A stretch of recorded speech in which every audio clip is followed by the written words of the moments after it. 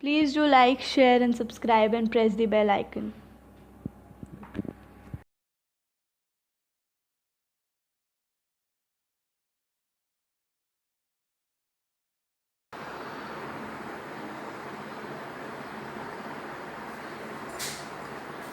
Hello students. So in the previous video we have learnt about light, we have also learnt about the electromagnetic radiations, and we have learnt that the light travels in the form of waves. At the same time the electromagnetic radiations also travel in the form of waves. Now these we call these rays, that is electromagnetic, these radiations, that is electromagnetic, because they are having the electrical as well as the magnetic fields. Besides these, there are also certain radiations like the cosmic rays, the infrared rays, the UV rays, IR rays, microwave rays, visible rays. All these rays, they are also different types of radiations, and they are also electromagnetic in nature. Why they are also electromagnetic in nature? Because they are also having the electrical as well as the magnetic field.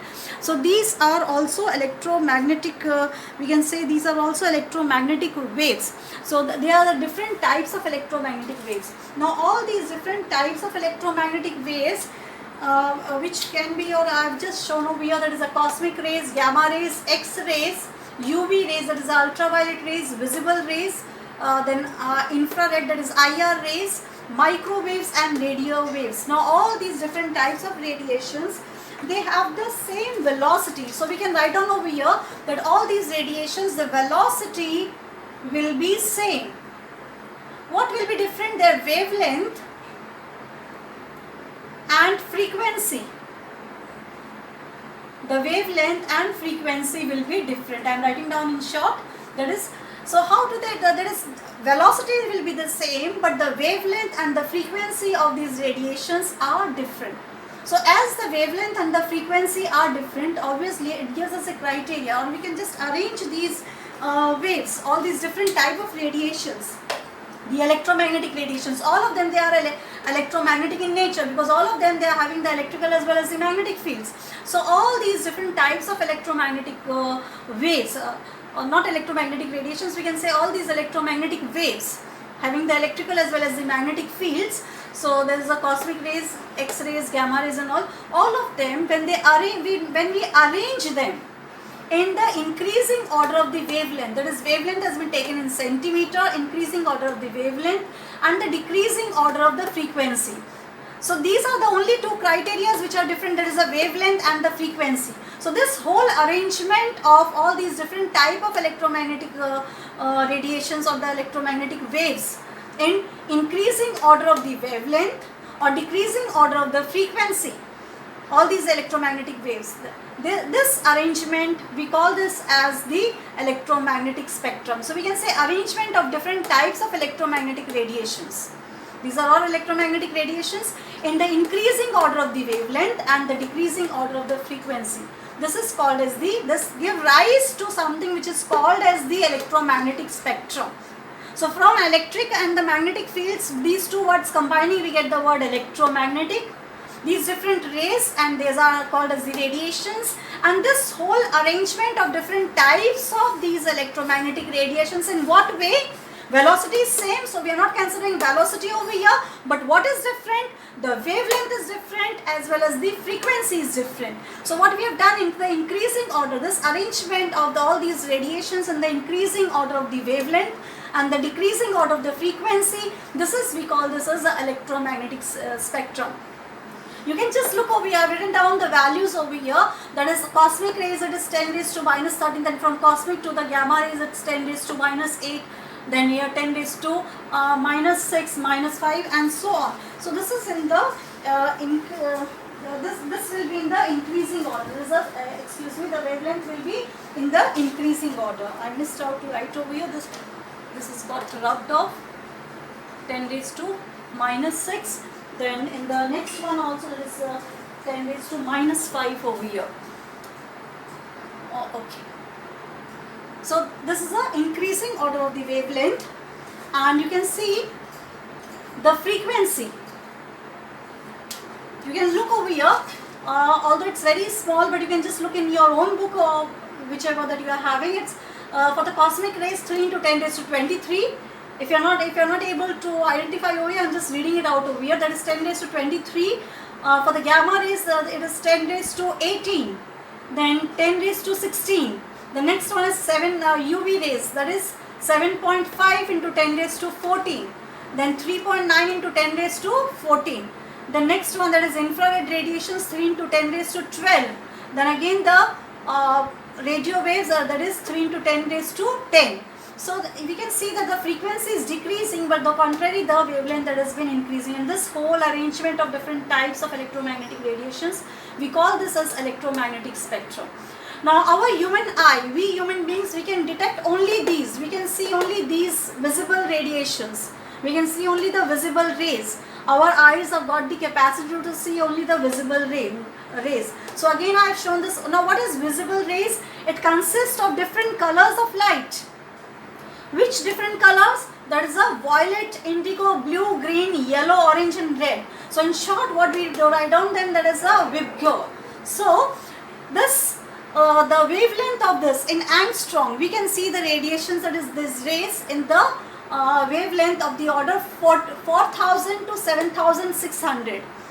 Look here, from only we can see only those visible radiations or visible rays between 4000 to 7600, 4000 angstrom to 7600 angstrom, and the frequencies are given over here. So only these rays are visible.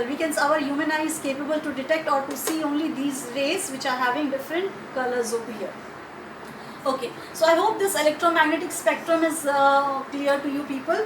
Now all these different types of electromagnetic radiations, we have studied about the light rays, the electromagnetic ray. So we have also studied about the wave theory.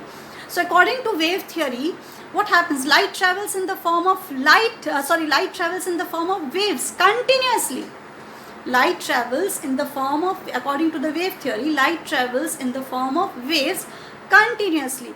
Even all these electromagnetic radiations also, these radiations also travel in the form of waves continuously. Okay, so we come to know about the movement of the light. So we can say obviously this light radiations are a form of energy. So if light travels in the form of waves continuously, we can say the radiant energy, whenever any light falls on a particular object, it is the energy which has been falling on a particular object, or certain reactions which has been taking place, certain light and certain radiations are being emitted out in certain chemical reactions. So all these radiant energy that has been absorbed, generated or transmitted, absorbed, any sort of energy which has been absorbed or the energy has been generated or transmitted, all these are in the form of waves according to the wave theory. Alright, in a continuous fashion, continuously the energy will be radiated in the form of waves. Continuously the energy will be radiated. So if something has been continuously getting radiated, the energy is being radiated by different bodies or in different phenomenon, also different energy is being radiated. If energy is being radiated continuously, you think over it, is it possible for you people, or is it possible for any human being to find out the exact value of energy that has been radiated or absorbed? Continuous, the process has been going on continuously, it is not stopping. So if you try to measure it, is it possible?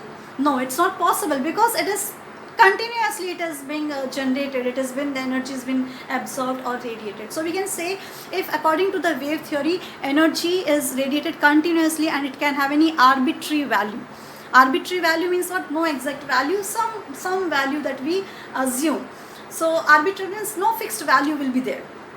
Because why no fixed value? Basically it might be, it is not possible for us to identify, it is not possible for us to calculate it.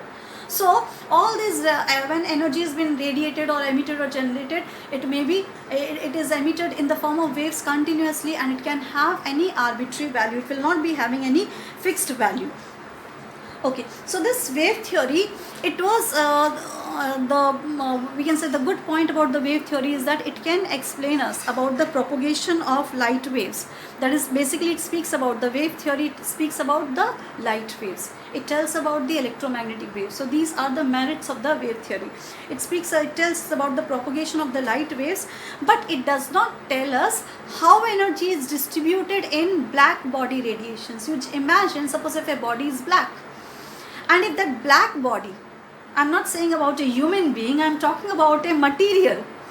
Just don't take it in a wrong way that not a human body is not radiating out the energy, but any material, any surface which is black, if that surface or that material which is black, if it has to emit the radiations, then in what way those radiations have to be emitted, whether it is in a continuous fashion or whether it's a discontinuous fashion, or in what way the energy that has been generated or has been absorbed, what happens with the energy radiations by the black materials, we can say, or black bodies, not the human beings, black materials, it's better to say the black materials. So this wave theory was not able to speak out anything for the black body radiations.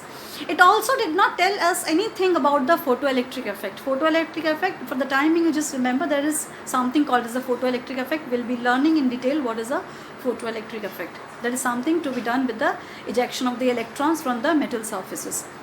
So it does not tell us something, it does not tell us anything about the radiations by the black body, it does not tell us anything about the photoelectric effect. So these are the drawbacks of the wave theory. So as there were drawbacks into the wave theory, there was it was Max Planck.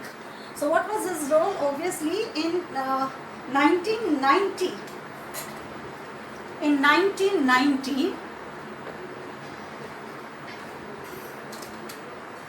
Max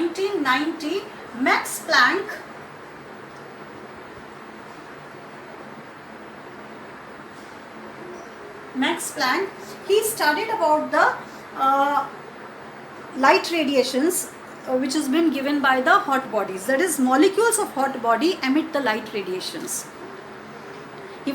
Max Planck also was not able to say anything about the black bodies. Although this wave theory has a drawback about the black body radiations, it was not able to speak anything about the black body radiations or the photoelectric effect.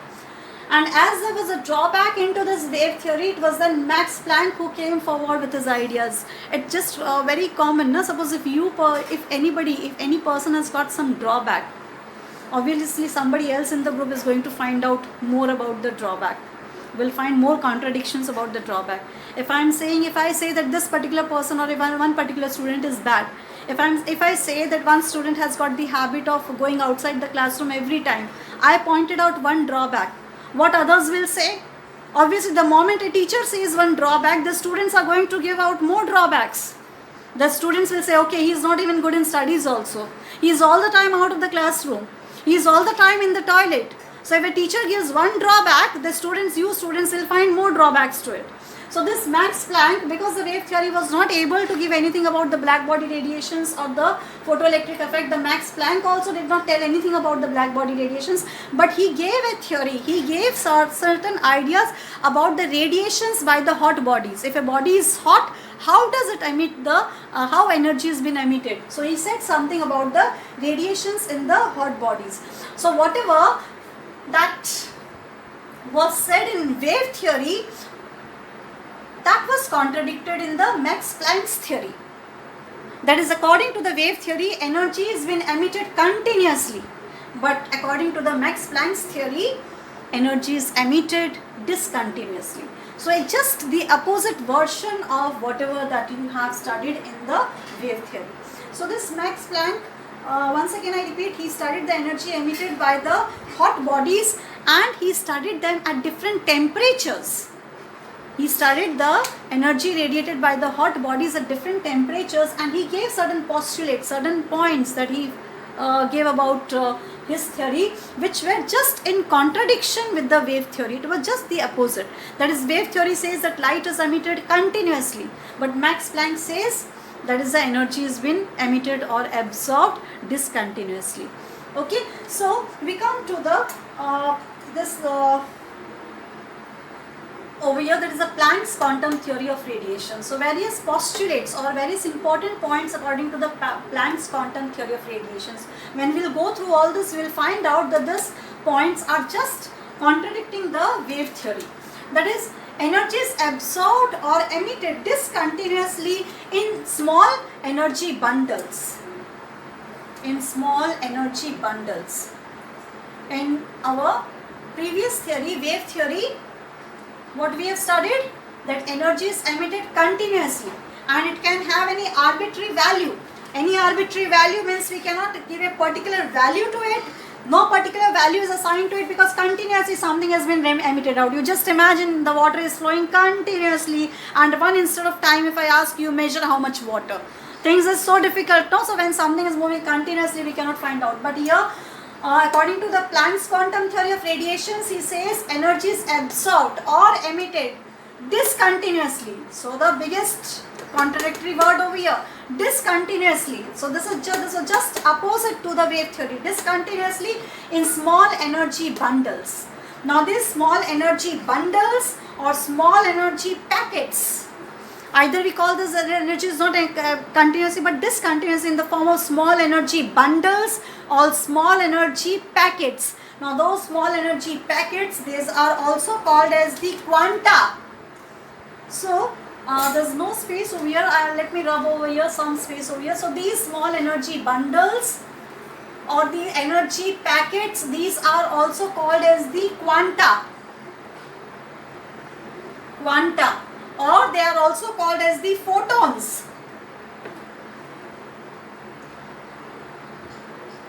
Photons or energy packets. That is, energy has been emitted in the form of energy bundles or energy packets.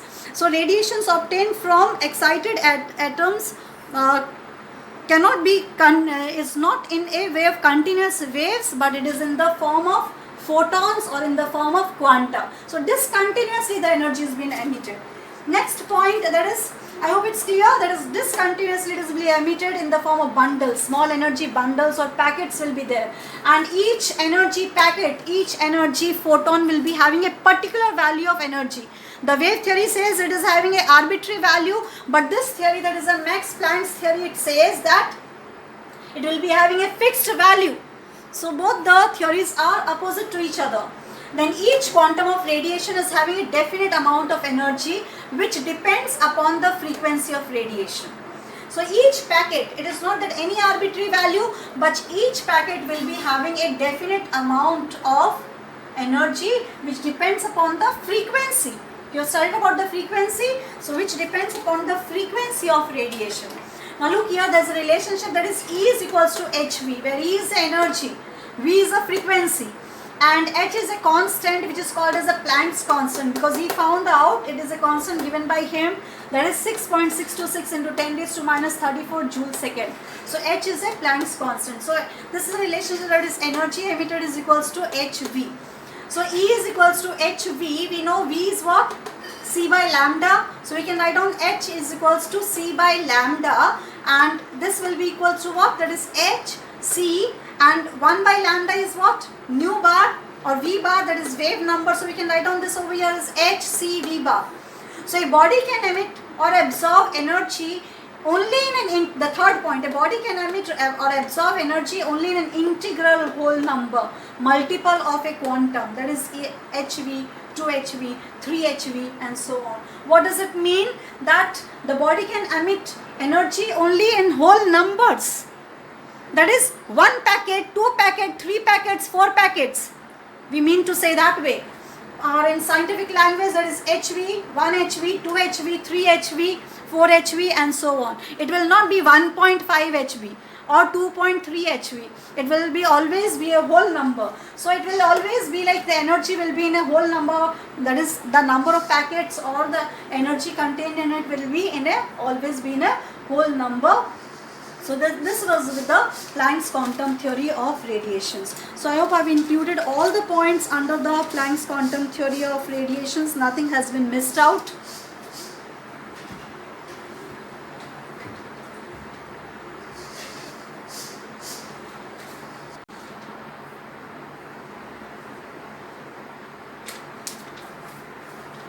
Okay, next we have the photoelectric effect.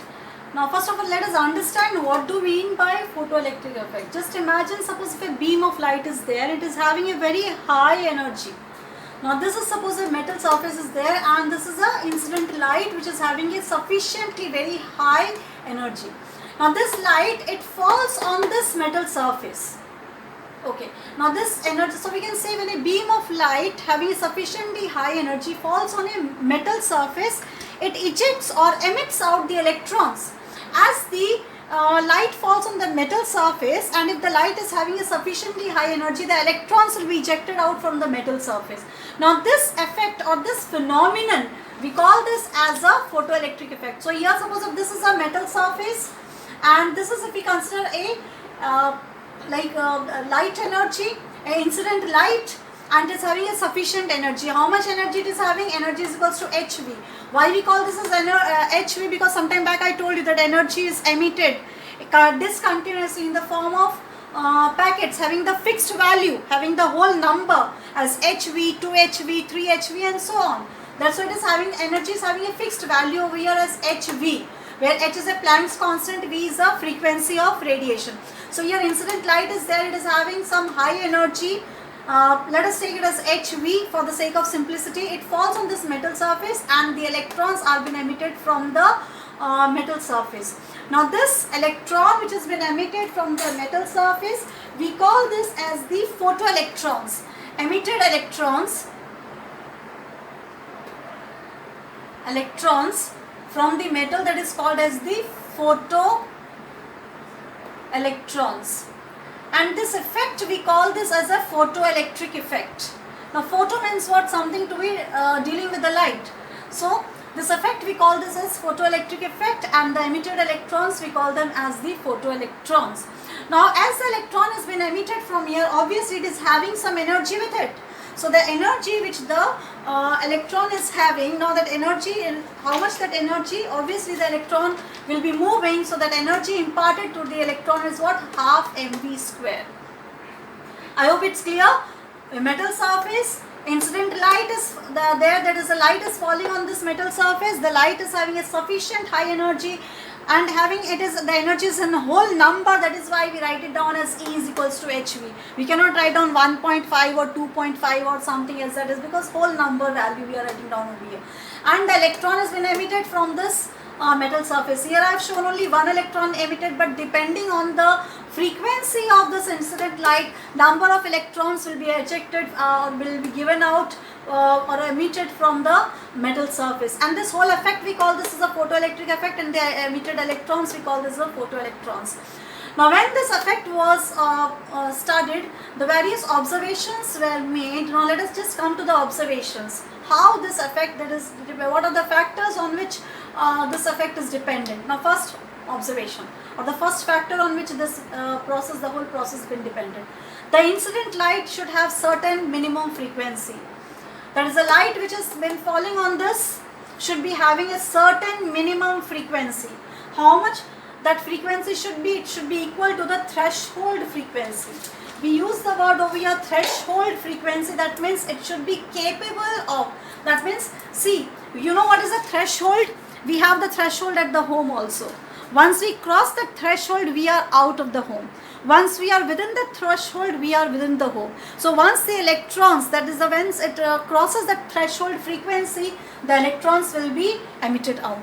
If it is not, if it is less than the threshold frequency, that no electrons will be emitted out. That means until the time the threshold frequency is less, that is until the time that the incident light is, it should have a certain minimum frequency. If this frequency is equal to the threshold frequency, electrons will be emitted out. That is, electrons will be leaving the metal surface. You just imagine yourself living from your home. You have to cross the threshold. So the electrons, they also have to cross the threshold.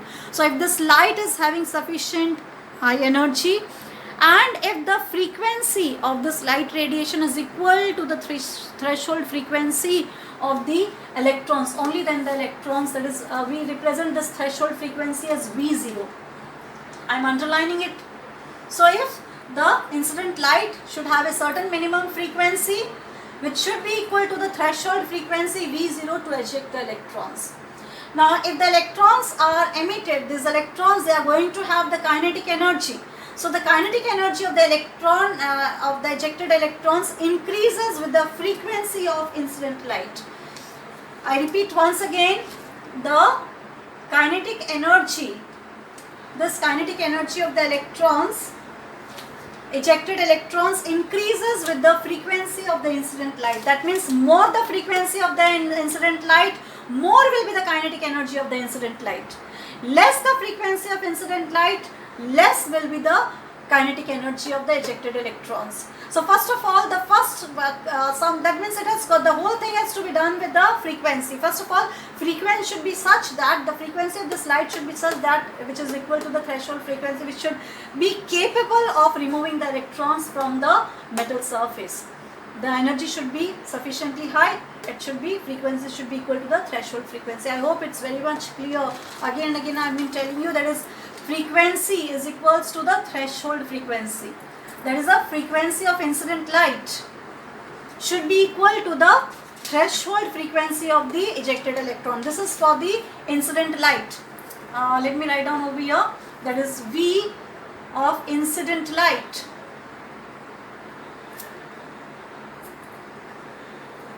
should be equal to the V0. That is the threshold frequency of electrons. Threshold frequency of the electrons. Only then ejection will take place. Only then the electrons will be able to come out.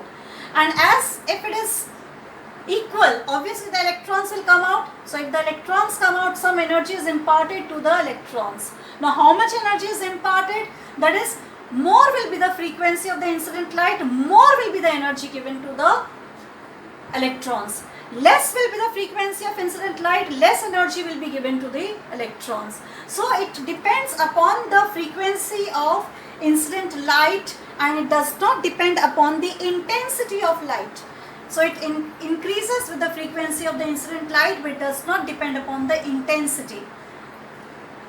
Intensity is not taken into consideration. It does not depend upon the intensity of light. I hope you understand what is intensity, how intense the light is. So it does not depend upon the intensity of light, but it depends upon the frequency of incident light.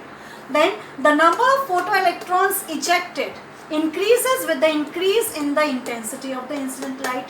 And from here, how many number of photoelectrons will be ejected? 1 electron, 2 electron, 3 electrons, how many will be increased, how many will be ejected? That will depend upon the intensity of the light. So here frequency is not being considered. So frequency is, intensity is involved over here. So I hope it's you are clear with the idea. That is, the frequency, that is the incident light, should be having sufficient energy of a sufficient frequency, the minimum frequency, that is the threshold frequency. So we write down frequency of incident light should be equal to the threshold frequency of the electrons. Then the kinetic energy will increase if the frequency of incident light is more. So it increases with the frequency of incident light, and it does not depend upon the intensity of light.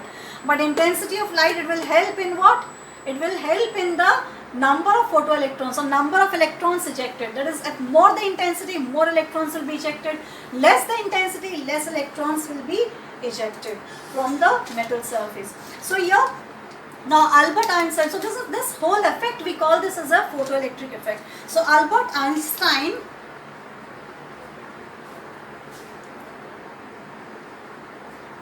in 1905, in the year 1905, Albert Einstein, he explained this whole phenomenon, he explained this whole photoelectric effect on the basis of the quantum theory of radiation. So he explained the photoelectric effect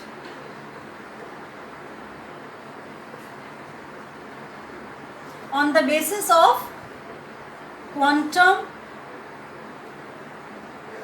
theory of radiation.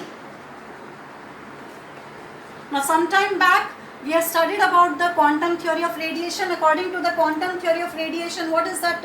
The main point or the quantum theory of radiation, that energy is emitted in the form of bundles. Energy is emitted in the form of small packets called as the quanta or the photons. And every packet is having a fixed quantity of energy. It's not an arbitrary value. It has been emitted discontinuously in the form of energy packets. Energy will be the whole number. It will not be so we can. So he explained that is Albert Einstein. He took the help of the quantum theory of radiation, and with the help of the quantum theory of radiation, he explained this photoelectric effect. And he said that when a incident light, or when a light having a particular frequency, or we can say when a photon of energy hv, just imagine this is a photon. Let me rub from here so that things.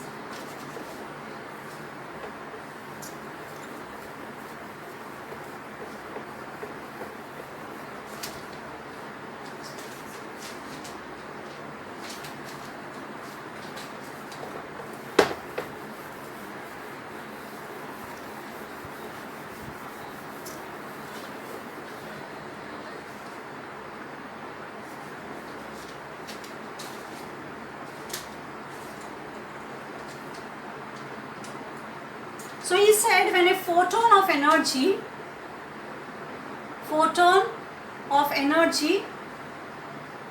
how much is the energy hv? That means an incident light which is having, the light is having some energy, so we call that as a photons of energy, a particular fixed value of energy, that is hv. When a photon of light, it is made to fall on a metal. Just imagine that we are making to fall it on a metal. Now this, when it is made to fall on a metal, this energy will be imparted to the electron present on the metal. So this energy, this photon of, this is the energy, this energy is going to the metal surface, and from the metal surface the energy has been imparted to the electron. So if now there are three conditions over here. If the frequency of this, that is a frequency, just some time back I told you, frequency of your incident light, that is V, is equals to the V0, is equal to the threshold frequency of the electron. Then it gives its entire energy, that is it gives entire energy to the electrons. How much energy that is required? How much energy this electron requires? So this electron, it requires the energy equals to the V0. That is, if it is less than V0, then no electron, it will not be emitted out. So we can say if the frequency V corresponding to the photon is equal to it gives the entire energy. So how much? That is HV0. This electron, it requires the energy, it gives the entire energy to this electron. So how much is the entire energy? HV0. Why we call this as HV0? H is a Planck's constant, V0 is what? Threshold frequency. So if this V is equals to V0, that is if the frequency of emitted radiation is equal to the threshold frequency, the whole of the energy that has been imparted to the electron. So it means equals to this. So we multiply with the Planck's constant over here, because this whole thing, it is dependent on this concept was given by the Planck, that is the quantum theory of radiation was given by Planck. So we multiply with the Planck's constant over here, that is HV0. So it gives the entire energy to the electron, to this electron, the whole of the energy that has been given to this electron. How much is the energy given? HV0 is the energy given to this electron. So, and we'll find that if this whole of the energy has been given to this electron, then this electron is going to come out. The electron will be coming out from the metal surface. So we can say ejection of the electron, there is no space over here. So we can say, let me show it in this way. If V is equals to V0, the entire energy has been given to this electron, that is HV0. As the entire energy is given to this electron, the electron will be emitted out. The electron will be leaving the metal surface. It will leave the metal surface, leading to the photoelectric effect, and this ejected electron will now be called as the photoelectrons. So now if suppose, so we can write down over here, that is if V is, so this happens when V is equals to V0. Now if V is that is frequency of incident light, if V is less than V0, will the ejection of electrons will take place? No electrons will be ejected. So no electrons will be ejected from the metal surface. On the contrary to this, if V is greater than V0, that is if the frequency of the incident light is greater than the threshold frequency, we will find a part of the energy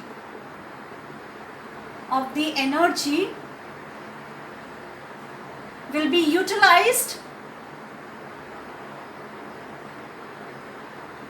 by the electron to overcome the attractive forces on the metal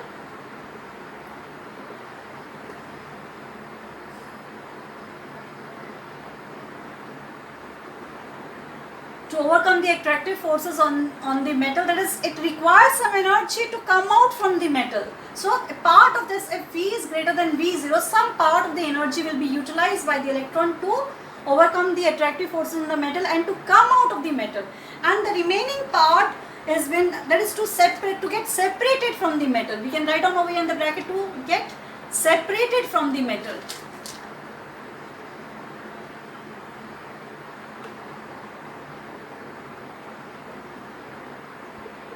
And the remaining energy is imparted to the ejected electron.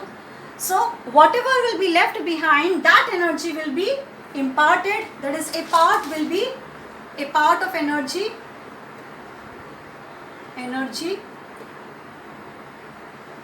will be given to the ejected electron. Now this ejected electron is having some energy, obviously. So obviously we can say that it is having some kinetic energy because the electron is moving. So kinetic energy of the electron is equals to half mv square, which it is getting because of this incident light. So we can say over here, that is, so now Einstein also, there is Albert Einstein, he gave his equation depending on the quantum theory as well as all this, he combined everything together and he gave, that is, so according to Einstein, his equation, that is according to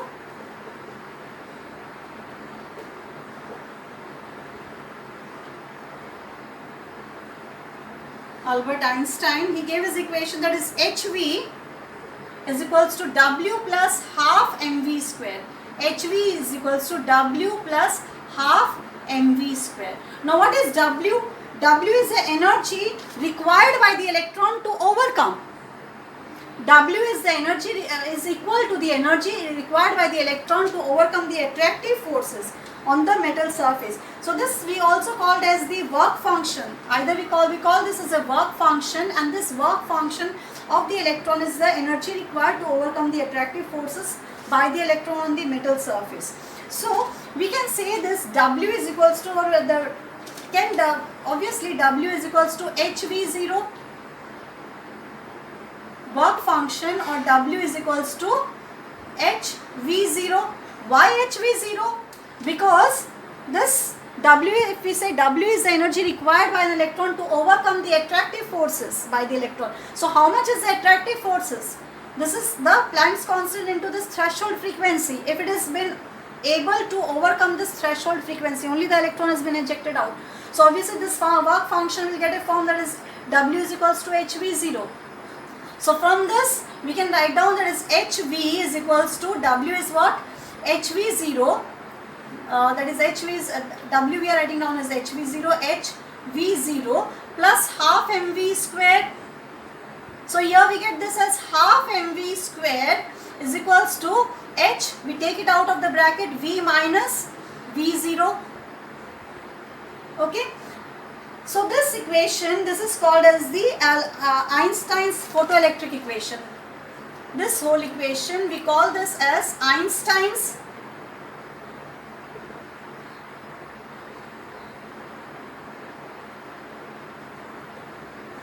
photoelectric equation. Clear everyone? I repeat once again the whole thing just in short over here. That is, when an incident light has been falling on the metal surface, it is having some frequency hv.